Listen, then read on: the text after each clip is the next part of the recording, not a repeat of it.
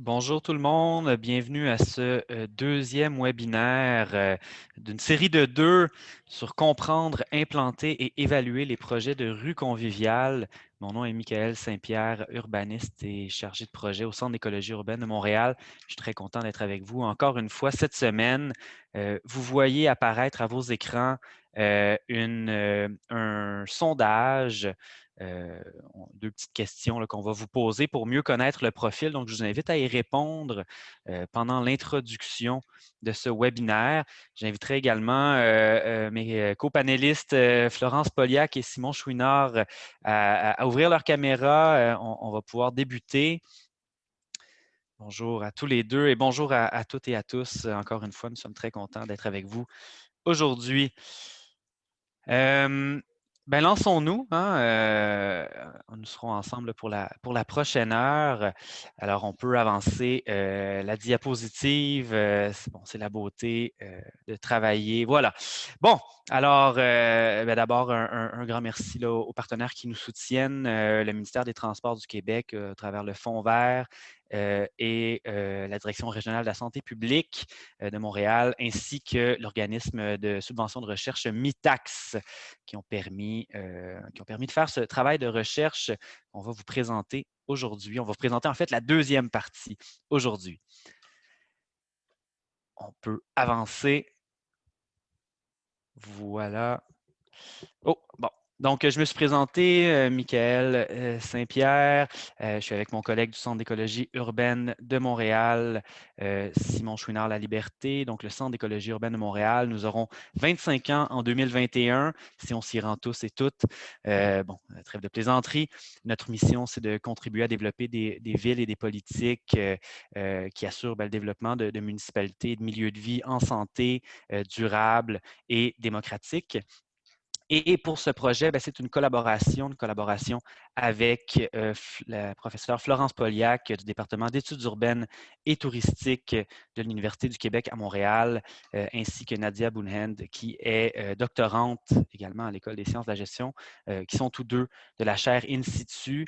Alors, la chaire In situ s'intéresse à l'intégration des stratégies d'aménagement de l'espace, d'urbanisation et de transport durable. Donc, on est très content de vous présenter ce travail collaboratif dès aujourd'hui. Donc, on s'est intéressé, comme vous vous en doutez, aux rues conviviales. Et notre volonté, c'était d'outiller les administrations professionnelles, décideurs, également les chercheurs, à implanter des projets de rues conviviales.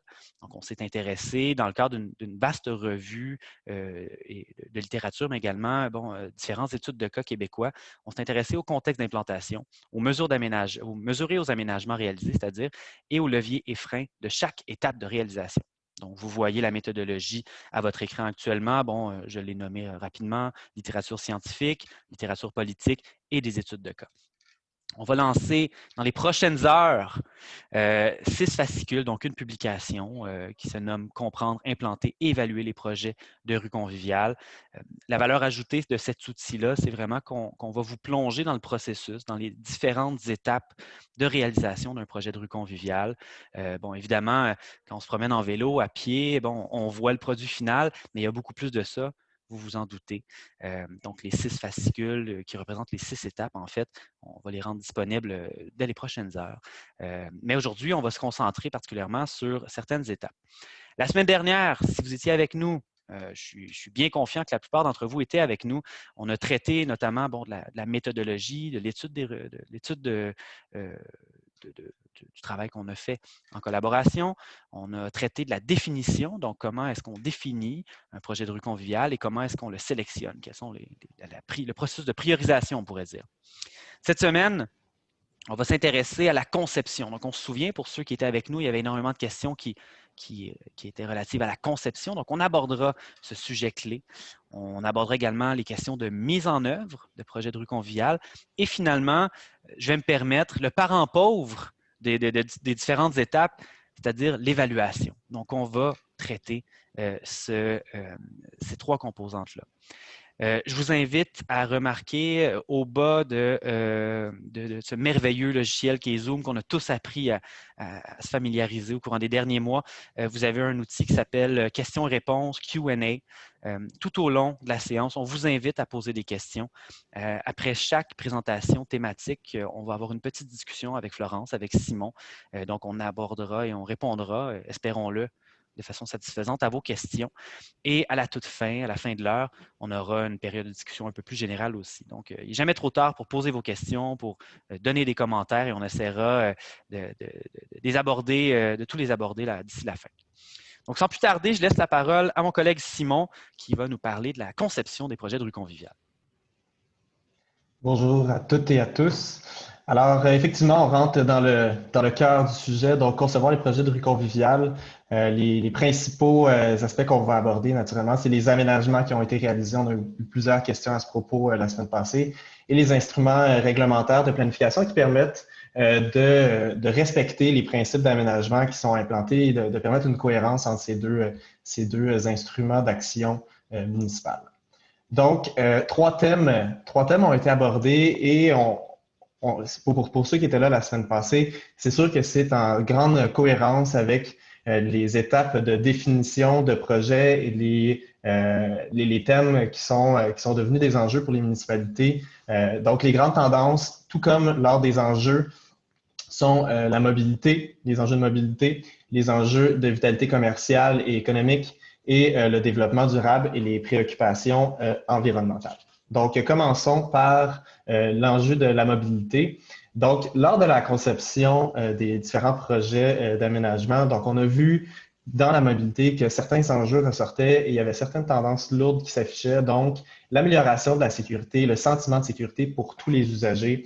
Donc là, on se rendait compte que le nombre de décès et de blessés, particulièrement chez les usagers plus vulnérables, était un enjeu prioritaire pour les municipalités. Et c'était un enjeu, en fait, qui amenait les municipalités à agir et à adopter l'approche des rues conviviales, soit pour des politiques ou des projets. Il y a aussi le fait de favoriser une fluidité des mouvements. Donc, alors que la rue conviviale propose une approche qui est basée sur des modes de transport qui sont plus rentables en termes de personnes déplacées plutôt qu'en termes de véhicules déplacés, plusieurs municipalités ont fait appel justement aux rues conviviales afin de résoudre ou du moins d'améliorer cet enjeu-là. Et finalement, permettre une accessibilité universelle aux espaces et aux établissements du secteur. Donc, ça a été, il y a eu une généralisation des interventions qui ont été faites en ce qui a trait aux rues conviviales en lien avec les mesures d'accessibilité universelle, notamment les stratégies qui ont été employées. On parle d'élargissement de trottoirs, de plaques podotactiles, d'abaissement de trottoirs, de drainage du trottoir. Il y a plusieurs mesures que vous connaissez probablement par vos postes dans les différentes municipalités ou par les interventions ou les études que vous avez faites sur le sujet. Mais c'est ça. Donc, j'en ai nommé quelques-unes. Naturellement, on est très conscient qu'il y en a plusieurs. Donc, voilà.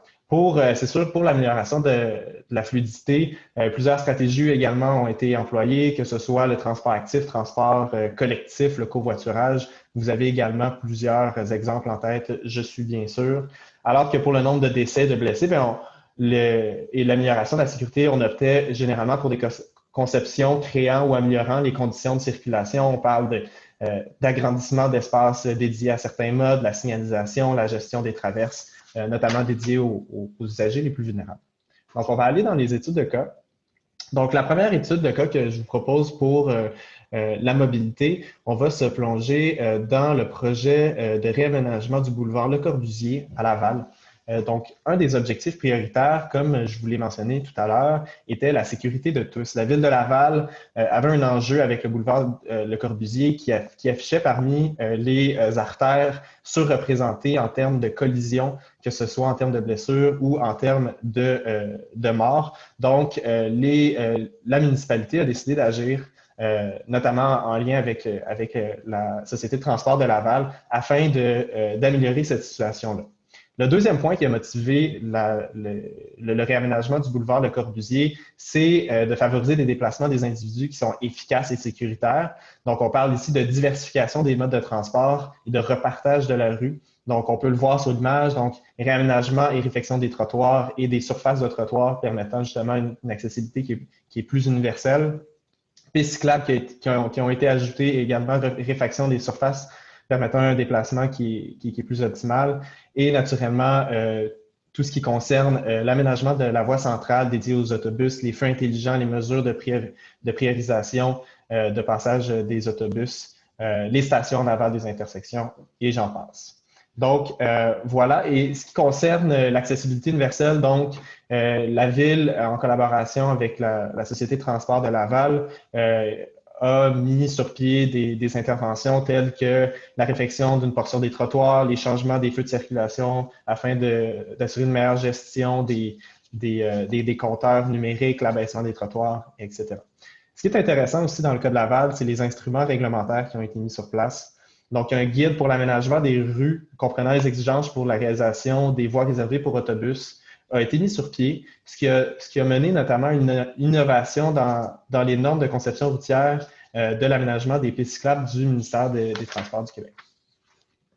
Donc, voilà pour la mobilité.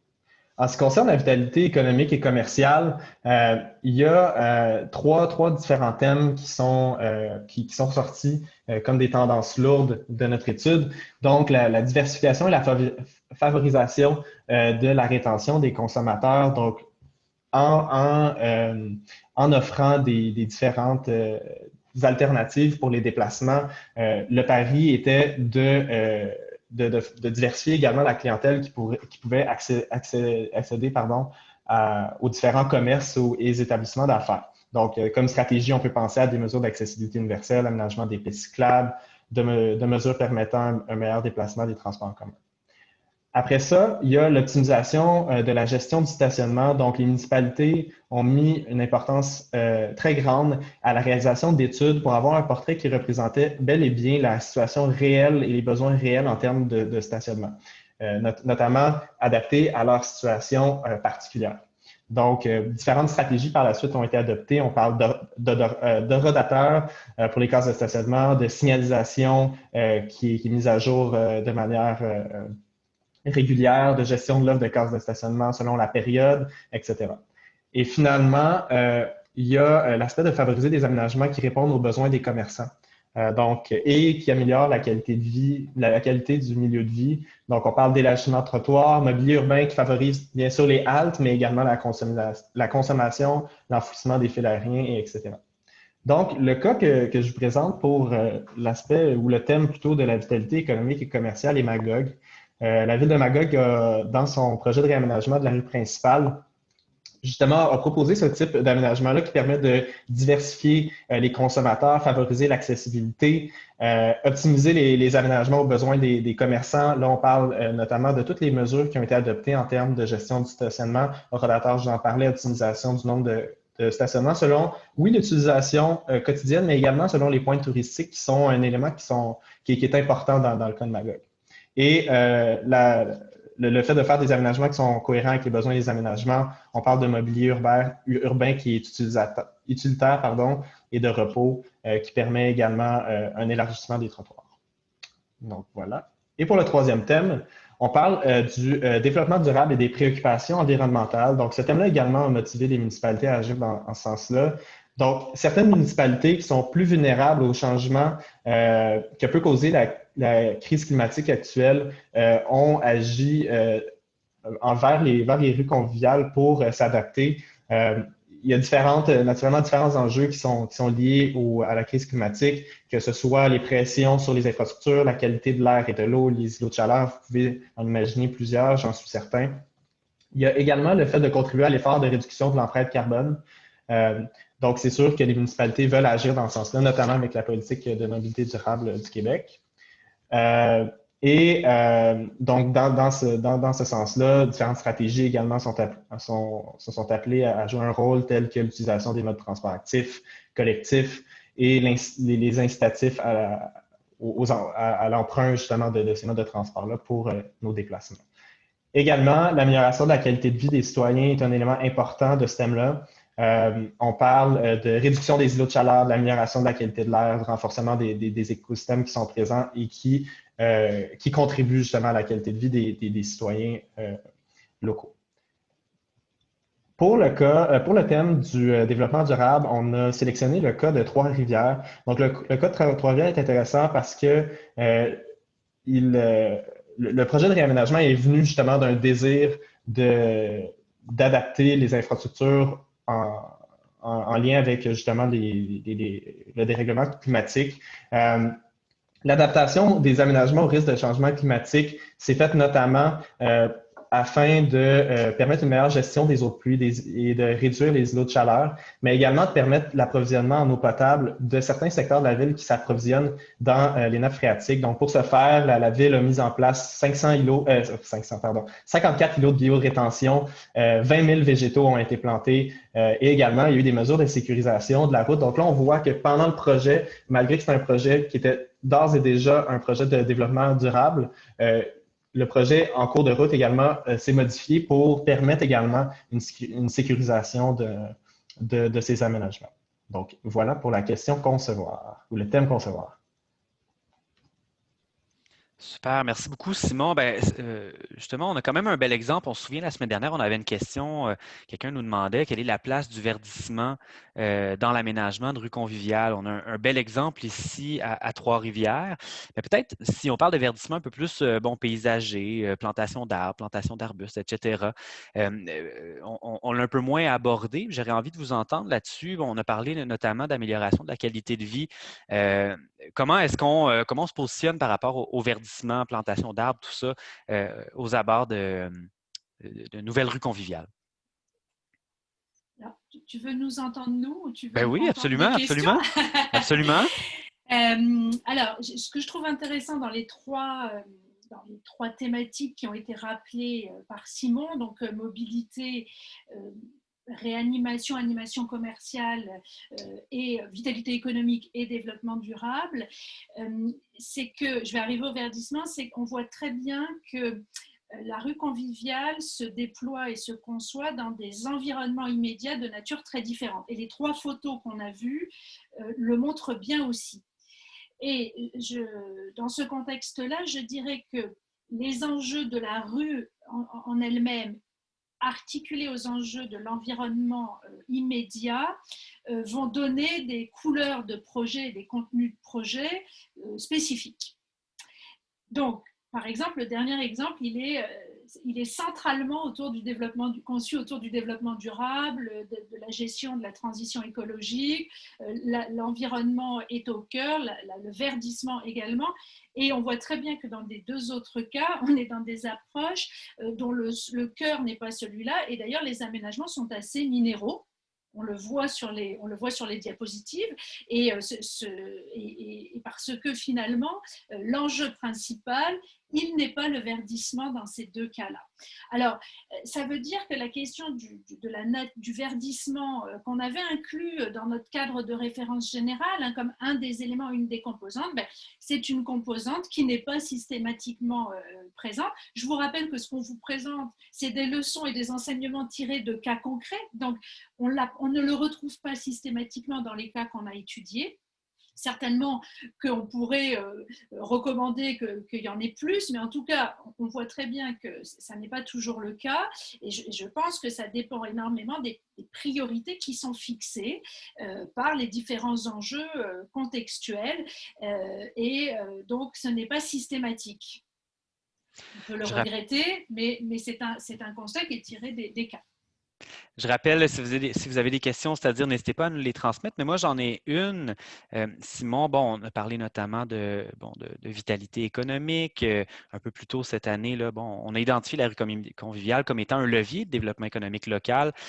Il y a une question qui est sur toutes les lèvres actuellement, depuis les derniers mois du moins, c'est celle du réaménagement justement des artères commerciales, de la gestion de la mobilité notamment. Et Simon, tu as abordé la question de la gestion du stationnement.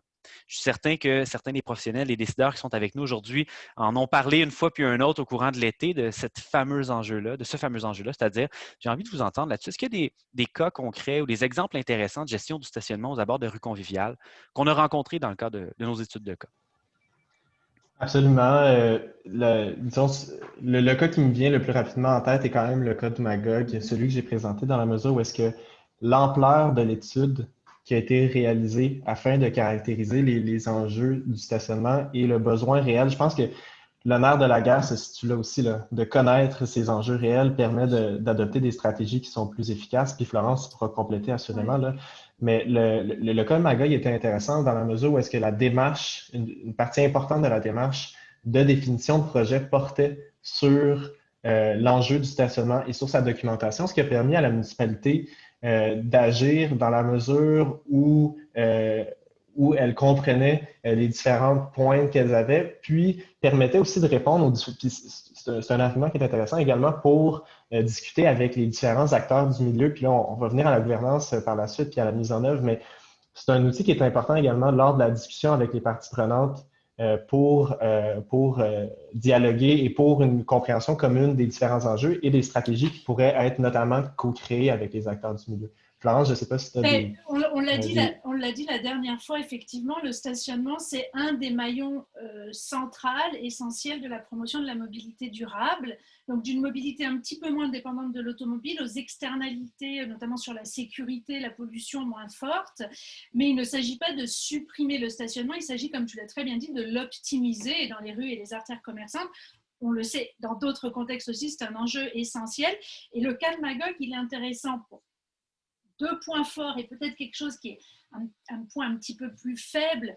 Les deux points forts, tu en as parlé, c'est d'avoir diagnostiqué. Et ça, je pense qu'on ne reviendra jamais assez sur l'offre, les usages et les besoins de stationnement et de ne pas partir donc sur des réflexions qui seraient un petit peu théoriques ou normatives de ce point de vue-là. Le deuxième point fort, eh bien, c'est d'avoir trouvé des options d'optimisation tarifaire, temporelle. Bon, je ne reviens pas là-dessus. Donc ça, c'est vraiment très, très important. Et cette concertation aussi, cette gouvernance, qui serait donc un troisième point fort. Là où, évidemment, on l'explique dans le guide, le projet a dû évoluer pour toutes sortes de raisons et de contraintes, on y reviendra. Et donc, on a un espace de stationnement adjacent, immédiatement adjacent à la rue, qui n'a pas pu faire tout à fait l'objet d'un réaménagement, c'était prévu au départ. Donc, on voit que ça peut être du working progress. On peut voir aussi que ce stationnement, il y a des étapes ultérieures qui peuvent être franchies, mais en tout cas, il est tout à fait convenu de dire que, enfin, il est tout à fait important de dire que dans les rues conviviales à caractère commercial, le stationnement est un enjeu clé qui demande des instruments spécifiques de connaissance, de concertation, d'optimisation, et on y viendra plus tard, d'évaluation. Super. Ben, je vous propose d'avancer, puis on a une question très intéressante sur la question du contexte actuel. On y viendra peut-être à la fin. Simon, allons au deuxième point qui nous intéressera, c'est-à-dire la mise en œuvre. Absolument, merci Michael. Alors, pour le thème de la mise en œuvre des projets de rue conviviale, on va passer à travers trois sous-thèmes qui sont centraux dans la réalisation et qui a été mentionné, disons, à travers nos différents, en fait, notre échantillon d'études de cas. Donc, la gouvernance, le financement et les échéanciers de réalisation. Commençons par la gouvernance. Donc, les trois piliers de la gouvernance lors de réalisation de projets de rue conviviale, on peut les voir, c'est les acteurs internes et toute l'organisation de la collaboration, de l'interdisciplinarité qui est propre au projet de rue conviviale tout de même, et justement de la collaboration entre les différents services et expertises au sein même d'une municipalité. Par la suite, les parties prenantes externes, donc tout ce qui concerne justement l'inclusion des différents acteurs du milieu. On a réalisé que c'était une étape charnière pour le succès du projet. Finalement, il y a la participation publique, donc le maillage des connaissances entre les professionnels et les principaux usagers de la rue. On a observé notamment qu'il y avait une favorisation du sentiment d'appartenance et de l'acceptabilité sociale lors d'exercices de participation publique. Donc, pour les acteurs internes à la municipalité, on a vu la mise en place principalement de comités interdisciplinaires. C'est ce qu'on apprend lors de l'adoption de l'approche des rues conviviales pour des projets. On voit que la mise en place de comités est le premier outil qui a été mis en œuvre par les municipalités. Donc, ça concerne notamment la mise en place de comités qui sont formels ou informels, tout dépendant du cas, et ça permet la mise en place d'une nouvelle façon en fait de fonctionner dans un contexte où la rue conviviale requiert cette interdisciplinarité là, comme je vous l'ai dit tout à l'heure. Donc, ça permet également une expérimentation de nouveaux processus de gestion. Également, on a pu observer quand même que la mise en place de ces comités-là avait une perception de frein au projet dans la mesure où est-ce que ça constituait des changements dans les habitudes de travail, dans les processus formels qui avaient été mis en place depuis plusieurs années dans les municipalités. Toutefois, après la réalisation de ces expériences-là, on voit souvent, et dans plusieurs études de cas, on pourra parler dans l'évaluation, qui est quand même une phase qui est très importante du projet. Donc, dans les évaluations ou les post-mortem des projets, on voyait que l'institutionnalisation des comités interdisciplinaires était un apprentissage qui était très important pour les municipalités, que ce soit fait de manière formelle entre les professionnels ou de manière informelle entre les professionnels ou formelle à travers des processus des municipalités. On voit que c'est un impact positif et important de l'approche des rues conviviales. Donc, on va revenir au cas de Trois-Rivières, là, de la rue Saint-Maurice. Là, on a eu une question tout à l'heure, j'ai répondu par écrit, je le fais par oral maintenant. Donc, c'est le cas de la rue Saint-Maurice à Trois-Rivières. Dans ce cas-là, on a vu justement la création de comités interdisciplinaires, étant donné justement l'ampleur et la variété d'expertise qui était mise à contribution, comme j'ai dit tout à l'heure, en termes de développement durable, mais également de sécurité routière, etc. Donc, on voyait une collaboration étroite entre les directions du génie, de l'aménagement, de la gestion du développement durable et du territoire, des élus, des équipes d'urbanistes, des travaux publics également pour la mise en place et l'entretien des aménagements, qui s'est avéré une étape très importante. Et cette collaboration-là, on a pu observer qu'elle a été répétée par la suite lors de la réalisation de d'autres projets, ce qui permet de voir aussi que le côté innovant de la rue conviviale permet également une réplicabilité dans les pratiques de gestion de projet. Les parties prenantes externes. Donc, dans les parties prenantes externes, il y a l'implication tout au long du projet qui est démontrée comme une condition de succès à travers les différentes études de cas qu'on a pu, de notre échantillon, en fait. On voit vraiment que c'est une condition qui permet la réalisation d'un projet qui est facilité. La bonification en collaboration avec les acteurs en faveur et en défaveur du projet. Donc, on voit que l'implication de ces différentes parties prenantes-là permet de les mettre en relation dans un climat où est-ce que ouverture et collaboration sont les mots d'ordre et où est-ce qu'on est dans une démarche où est-ce que l'important est d'ores et déjà ou tout d'abord de trouver des solutions et des terrains d'entente. Ça permet naturellement, on peut s'en douter, l'acceptabilité sociale également du projet et la co-création. Après ça, il y a aussi l'implication d'expertises qui sont plus neutres. Donc, on a vu dans différents projets l'implication d'acteurs tels que des universitaires, des membres de la société civile, des consultants qui permettaient aussi, comme dans le cas du stationnement de Magog depuis tout à l'heure, de mettre un pas de recul un peu sur la situation réelle et la situation perçue et de pouvoir après jouer là-dedans pour trouver des terrains d'entente et des solutions concrètes aux problématiques. Naturellement, les différents formats, disons, des communautés de parties prenantes externes sont très diversifiés d'un cas à l'autre et répondent à des enjeux, aux enjeux qui sont propres aux municipalités. Le cas de la rue Laurier à Gatineau est un exemple intéressant dans la mesure où est-ce que, dès le début du projet, un comité de partenaires a été mis en place mettant à la table des acteurs institutionnels qui sont naturellement disons, comment dire, sur la rue, des membres de la société civile, des citoyens, la société de transport, des membres représentant différents intérêts. Puis l'objectif était de cibler les enjeux de réalisation du projet avec les acteurs. Étant donné la mise en place de ce projet-là, de ce comité-là, pardon, on a vu aussi également l'implication importante d'expertise neutre. Donc là, on a eu l'implication de consultants, de membres de la société civile pour baliser un peu les bonnes pratiques en aménagement, notamment des rues conviviales, oui, mais de la piste cyclable qui était, disons, une partie importante de ce projet de réaménagement. Et finalement, la participation publique comme pratique. On a vu que la participation publique était, somme toute, très variable d'un projet à l'autre, malgré que que ça a été démontré que c'était un enjeu qui était important pour les municipalités. Donc, les démarches étaient plus ou moins assumées ou complètes, mais on pouvait voir que les enjeux qui étaient liés justement à la participation publique ou au manque de démarches de participation publique étaient une préoccupation importante pour les porteurs de projets. Donc, on était davantage dans la présentation de résultats, dans la validation ou dans le questionnement sur le projet global. Naturellement, on peut se douter également que c'est un autre outil intéressant permettant de développer un sentiment d'appartenance envers le projet pour la population et de favoriser l'acceptabilité sociale. Le cas de la Ville de Québec est un cas intéressant. Donc, quand je parle, excusez-moi, il me manque un mot, je vois, le de la Ville de Québec. Donc, le cas de la Ville de Québec, du chemin de la Canardière et de la place Limoilou, qui a pignon sur rue, en fait, sur le chemin de la Canardière. Donc, on voit que pour l'aménagement de la place Limoilou, il y a eu un processus d'urbanisme tactique qui a permis la mise en œuvre de 2 projets pilotes qui ont permis des allers-retours justement entre l'appréciation de la population, l'étude pour voir les différents enjeux que vivait l'aménagement et pour permettre également l'expérimentation et l'évaluation par les citoyens du projet. On va passer au prochain point qui est le financement.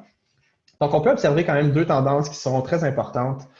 Donc, le financement par subvention de paliers gouvernementaux supérieurs pour les projets de rue conviviale et je vais surprendre personne, la synchronisation avec les travaux municipaux d'infrastructures souterraines.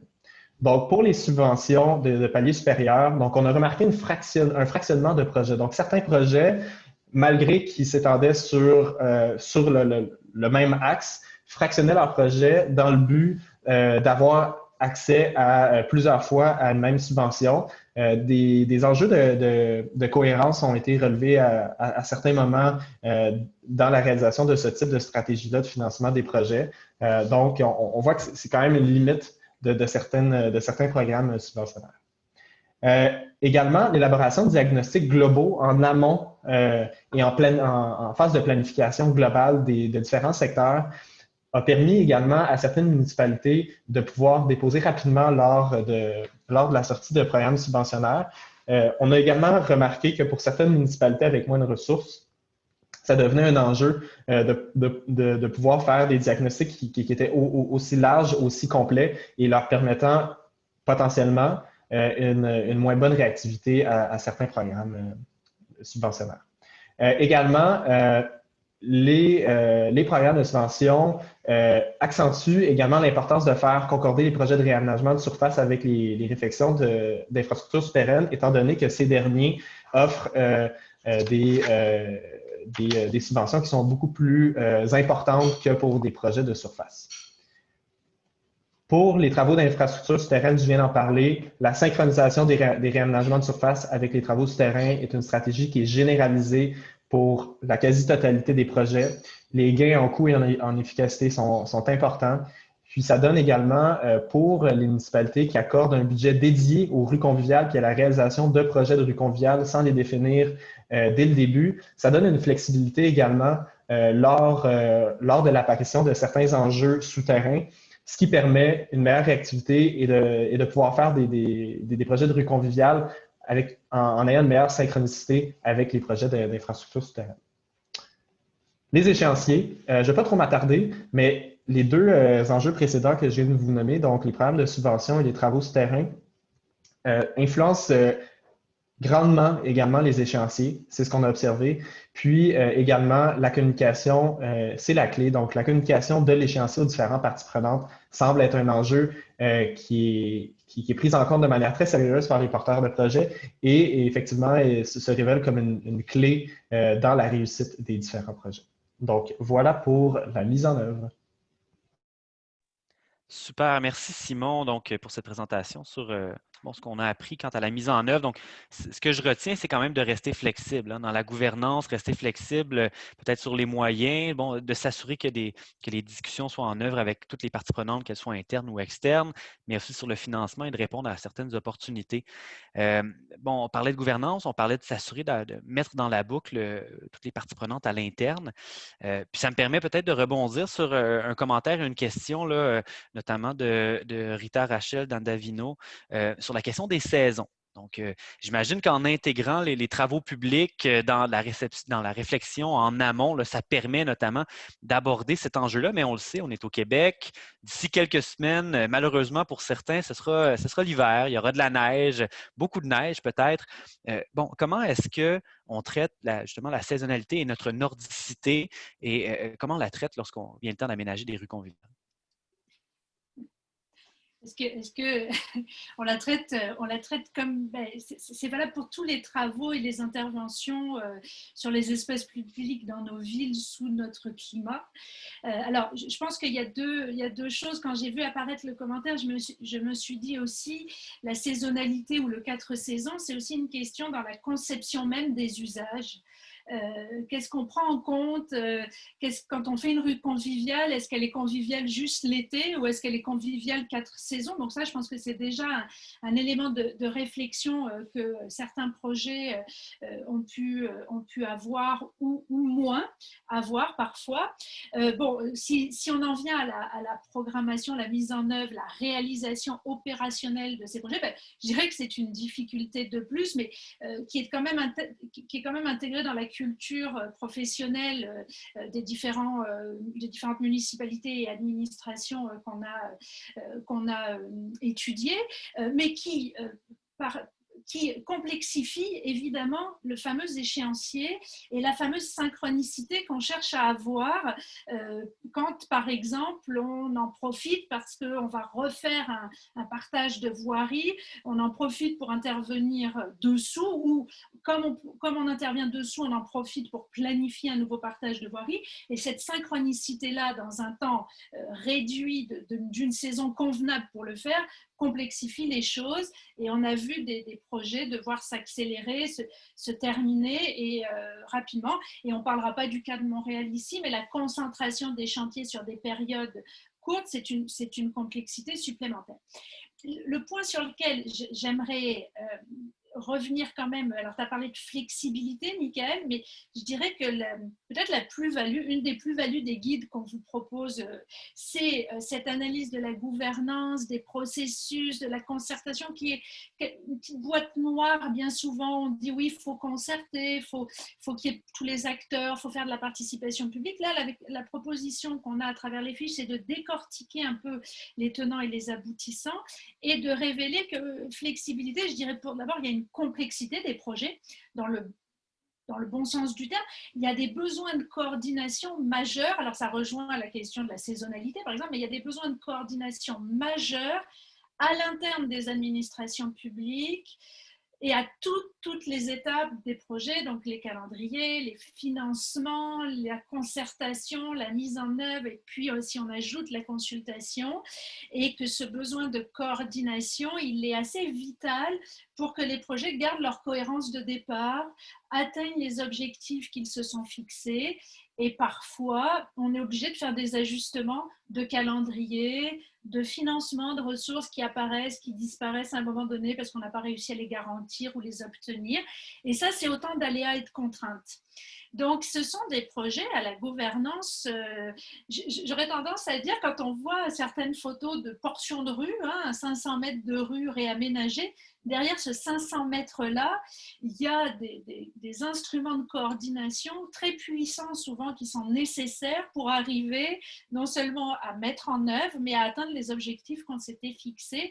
Donc, je trouve qu'une des ambitions de ce webinaire-là, c'est d'insister sur ces processus et leur importance pour la réussite des projets. Également, si je pourrais ajouter juste sur le point de l'hivernalité, Michael, si tu me laisses la parole quelques secondes. Il y a le cas de la Ville de Québec aussi, de la politique des rues conviviales de la Ville de Québec qui est intéressant à ce point de vue-là. Trois principes trois principes en fait sont mis de l'avant dans la politique de rues conviviales pour leur implantation et leur conception. Donc, tous les modes de déplacement, en priorisant naturellement des modes de déplacement les plus efficaces et les plus sécuritaires. Toutes les conditions personnelles, donc de capacité motrice notamment et de mobilité, mais également, et ce, en toute saison. Donc, on a vraiment, à la Ville de Québec, mis l'accent sur cet enjeu-là qui est important à Montréal et peut-être encore plus à Québec vu la quantité de neige qui tombe à chaque année. Mais il reste que c'est intéressant de voir aussi l'hivernalité qui a été donnée aussi dans ce concept-là, d'ores et déjà dans les principes fédérateurs de la politique des rues conviviales, qui va dicter en fait les principes aussi de tous les projets pardon, qui vont être réalisés par la suite. Oui, oh, vas-y, Florence. Non, mais je trouve que là, on a deux thématiques. Il y a celle de la Covid et de la pandémie. Je me suis permis de dire que si on a du temps à un moment donné, je pense que oui, je vois que quelqu'un dit qu'il y a des a priori forts sur l'hiver et peut-être l'intérêt d'avoir des espaces publics différents, plus inclusifs, etc. Et je pense qu'on peut faire un parallèle entre la question de l'hivernalité, mais aussi la question de la pandémie. Est-ce que c'est nécessaire d'aménager des espaces en temps de pandémie? Ma réponse très rapide est oui, d'autant plus en temps de pandémie où la distanciation est importante, mais aussi on va demander à des gens de se confiner et donc pour pouvoir sortir, marcher, faire de l'exercice et accéder au commerce, on va avoir besoin d'une forme de convivialité à distance, mais oui, et je trouve que ce sont deux thématiques effectivement sur lesquelles on pourrait faire un autre webinaire et qui sont vraiment importantes. Je vous propose d'avancer. Le temps file, on a presque terminé l'heure. Simon, je te laisserai la parole pour la troisième thématique, c'est-à-dire évaluer. Alors, comme je l'ai mentionné à quelques reprises dans le webinaire, l'évaluation des projets s'avère une étape qui est plus qu'importante dans la réalisation des projets et qui doit être comprise dans les pratiques de gestion de projet de A à Z de leur réalisation, dans l'entièreté de la réalisation. Par contre, là, c'est important de dire quand même que dans l'échantillon qu'on a évalué, les processus formels d'évaluation se font quand même tout de même assez rares.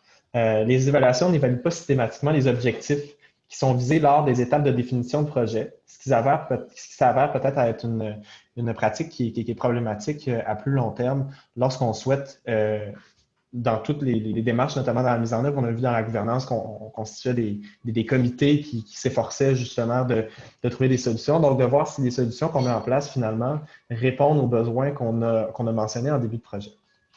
Donc là, dans les processus d'évaluation de projet, c'est ce qu'on observe dans les processus formels. Donc, on observe aussi que le leadership des professionnels influence très fortement les évaluations. On voit que dans certaines municipalités où la valorisation des processus d'évaluation est importante, les processus qui sont mis en place sont plus complets. Donc, une importance qui est assez importante est donnée au professionnel et à son leadership et à sa valorisation de cette pratique de gestion de projet de rue conviviale. Il y a aussi un autre levier très important dans les processus d'évaluation, c'est l'accessibilité à des ressources d'évaluation. On parle de compteurs, on parle d'équipes dédiées à l'évaluation, on parle de mandats donnés à différentes organisations pour la réalisation d'évaluation. On parle d'équipes aussi à l'interne qui sont habilitées à faciliter cette analyse-là aussi qui est complexe et qui est un champ d'expertise propre.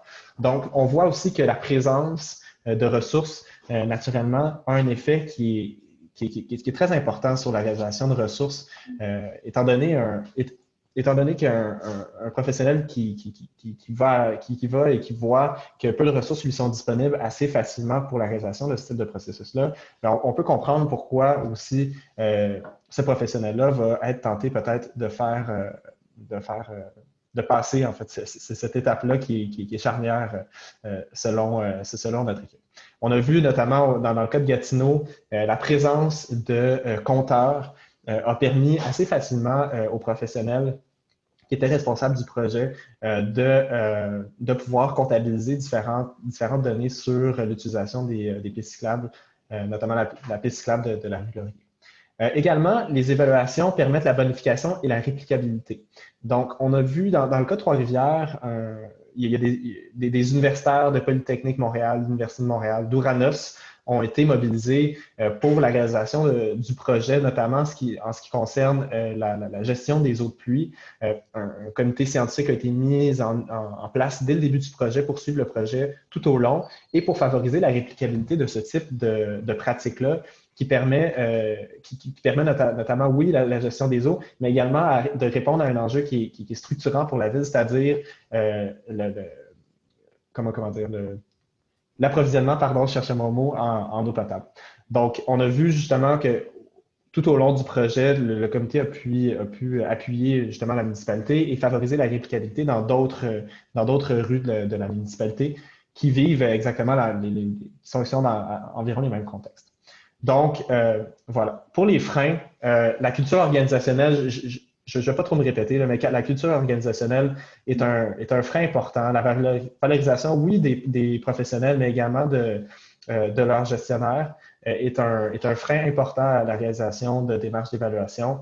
Et comme j'ai dit tout à l'heure, le peu de ressources humaines qui est dédié au prélèvement des données et à leur analyse est un frein majeur dans la réalisation de ce type de processus-là, qui est une étape charnière dans la compréhension aussi des phénomènes et dans la compréhension des solutions qui peuvent être mises en place.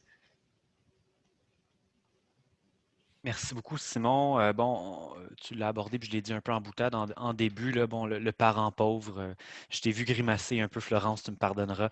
Ouais, Mais on a quand même abordé, dans le cadre de notre étude, un exemple qui est intéressant, qui est inspirant, si je ne me trompe pas, qui est celui du programme de rue piétonne et partagée de la Ville de Montréal. Oui, ben, c'est le parent pauvre. Enfin, je pense qu'on pourrait trouver beaucoup d'images. En tout cas, c'est effectivement une étape de projet qui est rarement la plus développée, qui parfois est absente carrément. La fin du projet, c'est la livraison de la rue et on a assez peu en bon français de feedback sur les usages, sur finalement qu'est-ce qui s'y passe et donc très peu de rétroaction possible sur les aménagements. Pour les raisons que Simon a très bien expliquées, c'est le manque de ressources. Enfin, on est très conscient des ressources temporelles, ressources humaines, ressources financières, parfois des habitudes de pratique, de culture d'organisation qui ne sont pas là. Bon, donc pour plein de raisons, c'est oui, le parent pauvre, moi je dis toujours c'est l'angle mort. Enfin bon.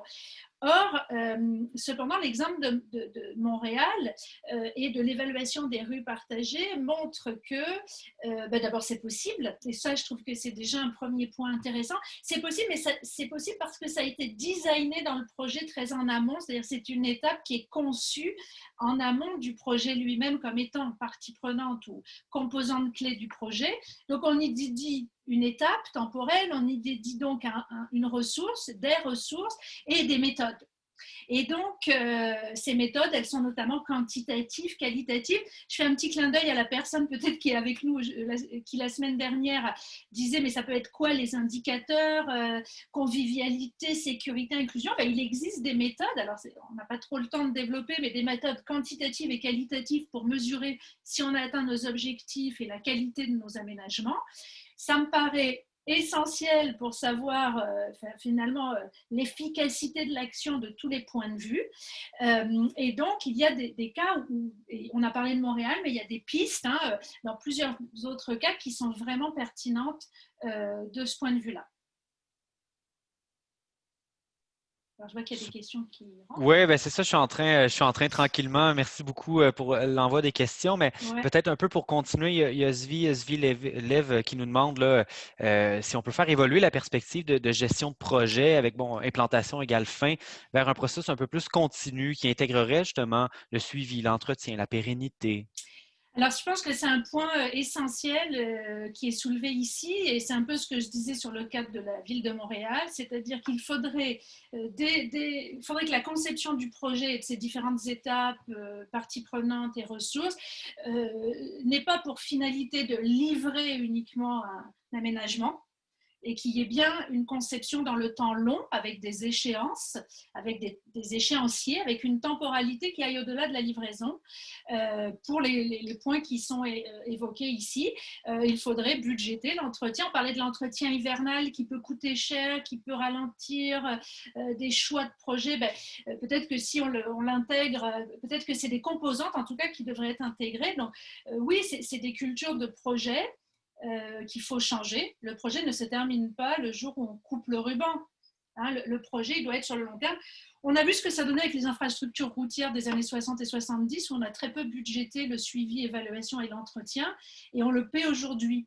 Et je pense que c'est une bonne leçon à tirer, c'est-à-dire que ces infrastructures que nous créons, donc les rues conviviales, devraient intégrer ces composantes-là dès le départ.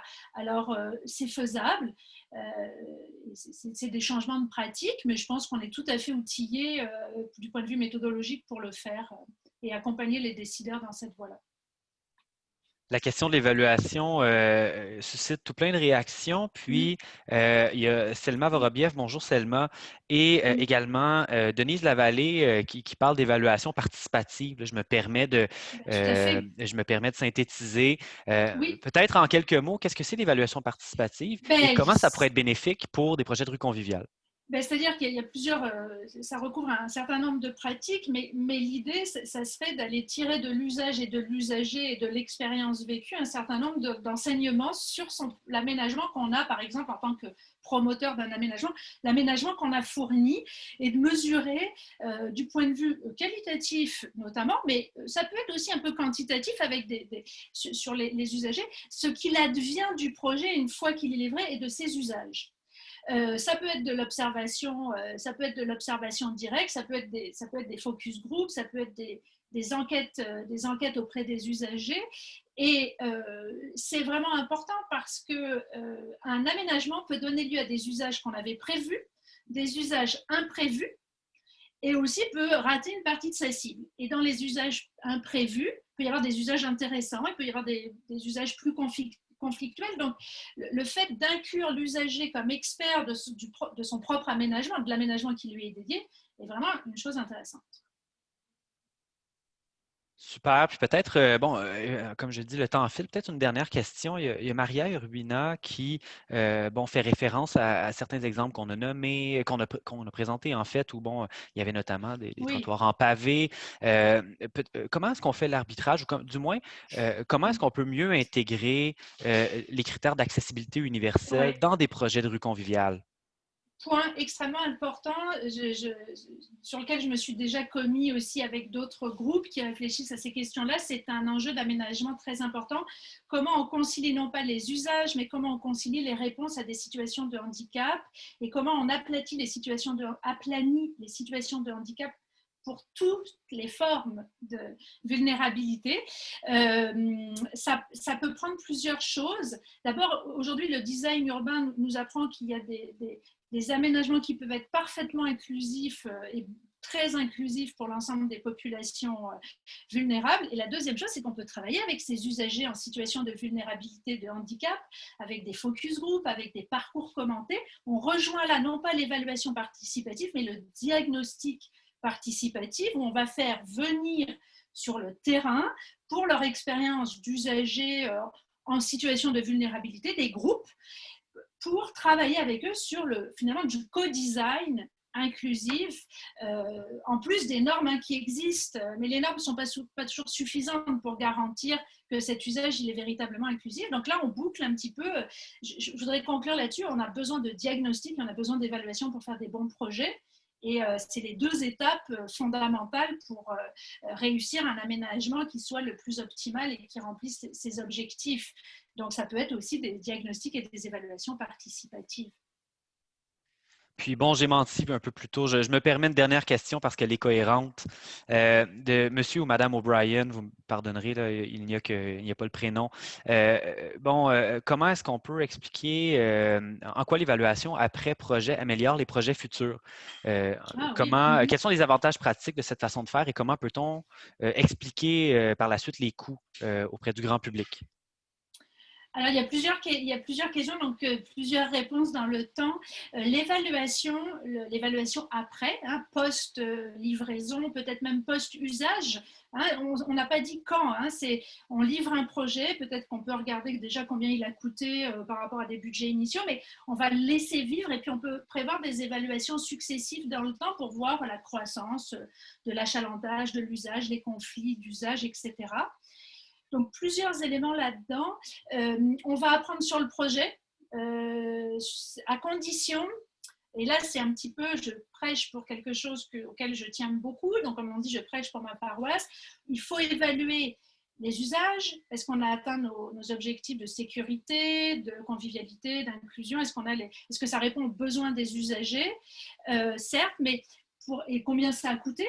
Et est-ce que finalement, on est rentré dans notre budget, etc. Mais il faudrait être capable aussi d'expliquer les processus qui ont amené à ces choix, les processus budgétaires, les processus de gouvernance, parce que les processus dont on vient de vous parler, diagnostic, gouvernance, concertation, processus de financement, expliquent en partie les choix finaux qui sont faits et leur portée.